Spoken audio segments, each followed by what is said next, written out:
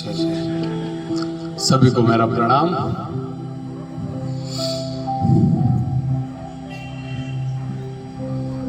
कि अगर हम खाना छोड़ दें, कि अगर हम खाना छोड़ दें तो जिंदा नहीं बचेंगे, और अगर हम प्रार्थना छोड़ दें तो कहीं के भी नहीं बचेंगे।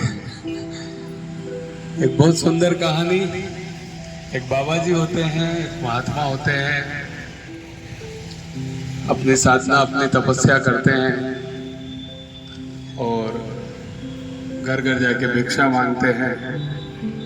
पर उनका एक यूनिक स्टाइल होता है अपनी भिक्षा मांगने, जहाँ भी जिस भी घर पे जाते हैं तो एक अपने स्टाइल उनका अलग ही होता है। वो भजन करते हैं, उस घर के बाहर जाके वो भजन करते, और अगर देने वाला कुछ देता तो ठीक, नहीं तो आगे बढ़ जाते। किसी से कुछ मांगते नहीं, बस किसी के भी घर के आगे जाके भजन करना, कीर्तन करना। इसी तरह उनका जीवन चल रहा था। बाद के समय में वो जब भी समय मिलता अपनी तपस्या अपनी साधना करते। काफी विद्वान थे। एक बार ऐसे ही वो एक अच्छे से बड़े बंगले के सामने भिक्षा के लिए गए, वहां पर भजन गुनगुनाना चालू कर दिया। सेठ जी जो अंदर बैठे थे, उन्होंने देखा कि बाहर कोई बाबा जी भजन कर रहे हैं। उन्होंने बाहर देखा, फिर अंदर देखा तो सेठानी जी रसोई में भोजन बना रही थी। तो उन्होंने सोचा ठीक है, भोजन बना रही है, बाबा जी को दे देंगे, और अपने काम में लग गए। बहुत देर हो गई, भजन की आवाज लगातार आ ही रही थी, और उन्होंने देखा कि सेठानी जी ने भोजन भी बना लिया है और दूसरी साफ सफाई करने लग गई।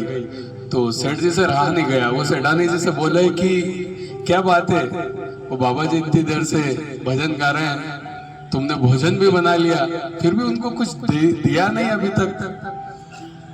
बोले हाँ, मुझे मालूम है कि वो आए हैं और मुझे उन्हें कुछ देना है, भोजन देना है, लेकिन वो इतना सुंदर भजन गा रहे हैं, इतनी सुंदर प्रार्थना कर रहे हैं कि मेरी इच्छा नहीं कि मैं उन्हें बीच में जाके ये भोजन दूं और वो अपना भजन बंद कर दे और अगले घर चले जाए। मैं पूरा सुनना चाहती हूँ उस भजन को, मैं पूरा लाभ लेना चाहती हूँ उस प्रार्थना का। ये बात सुनकर सेठ जी भी खुश हो गए। बोले हाँ, ये बात तो सही कह रहे हो तुम कि भजन बहुत अच्छा गा रहे हैं, वाकई में सुनना चाहिए। छोटी सी कहानी है, लेकिन हमारे जीवन में बहुत बड़ा बदलाव, बहुत बड़ा परिवर्तन ला सकती है। कई बार हमें भी लगता है कि हमारी प्रार्थना ऊपर वाला सुन नहीं रहा है, लेकिन हो सकता है वो भी सेठानी जी की तरह हमारी प्रार्थना खत्म होने का इंतजार कर रहा हो। जरूरत है हमें उसमें और अधिक भाव की, और अधिक श्रद्धा की, और अधिक भक्ति की,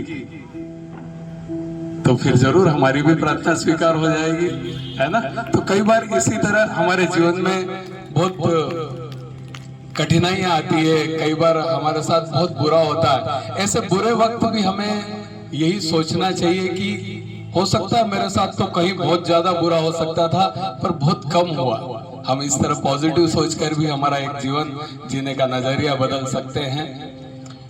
जैसे हम बीमार हो जाते हैं तो क्या कभी सांस लेना छोड़ते हैं? क्या कभी भोजन करना छोड़ते हैं? नहीं ना।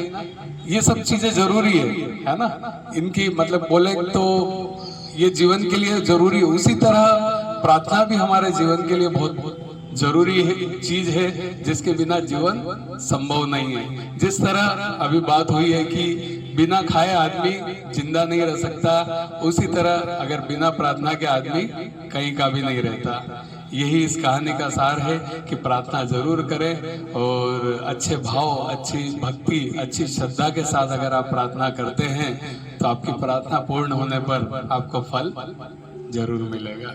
सभी को बहुत बहुत धन्यवाद। चलिए अगले